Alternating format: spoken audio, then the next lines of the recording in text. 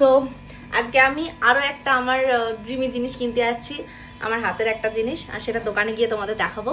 So আজকেও ভীষণ excited, আবারও সেই গেম, আমার পছন্দের একটা জিনিস আমি কিনতে চলেছি। চলে যাওয়া। সো আজকের ব্লগটা এখান থেকেই স্টার্ট করছি। আর আজকে আমার ভীষণই খুশির একটা দিন, আর আমি খুব পছন্দের একটা জিনিস নিতে যাচ্ছিলাম, কিন্তু তার আগে আমার ছিল আরো কয়েকটা শপিং করার ছিল। আমার ছিল, মায়েরও ছিল, আমার ছিল দাদার জন্য একটা অ্যানিভার্সারির জন্য গিফট কেনা। আমার দাদার জন্য আমি একটা শার্ট কিনেছিলাম, এদিকে মা আমার বরের জন্য একটা শার্ট কিনেছে, বিকজ দাদার অ্যানিভার্সারি ছিল 4th of March আর আমার অ্যানিভার্সারি ছিল 9th of March। তো দুজনের জন্য একটা মানে গিফট কিনে নিলাম, মা কিনে নিল আমার বরের জন্য, আর সেদিকে আমি কিনে নিলাম আমার দাদার জন্য। আর তারপরে সেই আমার আনন্দের মুহূর্ত, কেসি জুয়েলারিতে চলে এসেছিলাম। 2 মাস আগে আমি একটা মানতাসার অর্ডার দিয়ে যাই, পুরো বলতে পারো আমি হাতে এঁকে অর্ডার দিয়েছিলাম। আর আমি যেরকম ছবি দেখিয়েছিলাম আর যেরকম হাতে এঁকে দিয়েছিলাম আর যেরকম ওজন বলে সেরকম সেম টু সেম আমাকে কেসি জুয়েলারির এই মানতাসাটা বানিয়ে দিয়েছিল। সেদিন কালেকশন দেখার তো কোনো ব্যাপার ছিল না, বিকজ আমার আগে থেকে এই জিনিসটা অর্ডার করার ছিল। আর সেটা সেদিন আমি ডেলিভারি নিতে গেছিলাম, কিন্তু ডেলিভারি নিতে গিয়ে দেখি আমি যে ওয়েটে ওদের এই মানতাসাটা করতে বলেছিলাম ওরা 2 গ্রাম বেশি বাড়িয়ে দিয়েছে।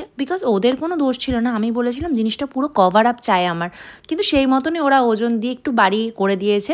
আর সেই জন্য সেদিনকে আমার পুরোপুরি পেমেন্ট কমপ্লিট হচ্ছিল না বলে পরে আবার একদিনকে গিয়ে আমি এটা ডেলিভারি নিয়েছিলাম। আর ফাইনালি আমার হাতে যখন এটা চলে এসেছিল না, আমার যে কি আনন্দ হচ্ছিল, মানে এত পছন্দের এই মানতাসাটা আমি পেলাম এবার করতে। পার্সোনালি আমার মনে হয় কিছু জিনিসে যখন ইনভেস্ট করবোই তখন সেটা গোল্ডে করা বেস্ট ডিসিশন। সেই উপলক্ষে একটু খাওয়া দাওয়া করে নিলাম। বাই।